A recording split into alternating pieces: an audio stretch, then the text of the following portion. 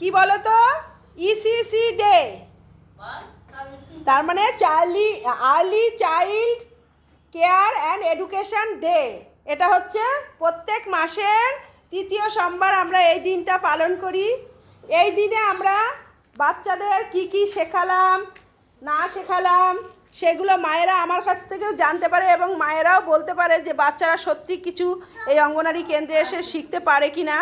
সেগুলো আমাদের এখানে শেখা হচ্ছে কি প্রাথমিক মানে প্রাইমারি স্কুলে যাওয়া, প্রাইমারি স্কুলে যাওয়ার আগে যে শিক্ষাটা সেটা এখানে আমাদের এখানে কিন্তু ওই অ আ ক খ এইভাবে ধরে পড়ানো হয় না, মানে সবাইকে খেলার ছলে ছড়ার ছলে যাতে ওরা মজা পায় সেই সমস্ত, এবং কোনো কিছু তৈরি করে, যেমন আমি আজকে তৈরি করেছি ফুলকপি, গাজর, কুমড়ো, কমলালেবু এবং একটা ফুল তৈরি করেছি।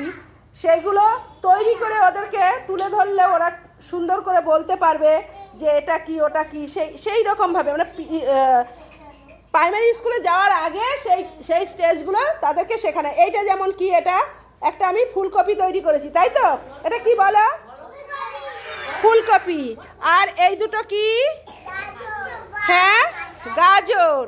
এটা কি? সবাই বলো।